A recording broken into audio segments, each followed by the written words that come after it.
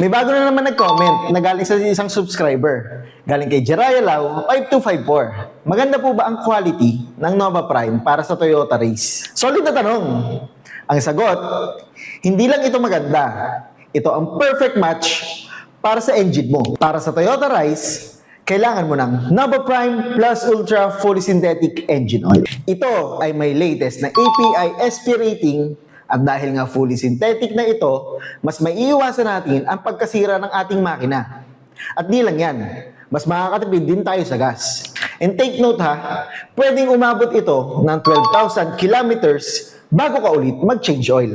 At pasok din ito sa ILSAC GF6A na standards. Kaya maximum ang protection at laging parang bago ang hatak ng makina mo. Sa Toyota Race mo, hindi pwede, yung basta pwede na. Mag Nova Prime, the smart choice for your engine.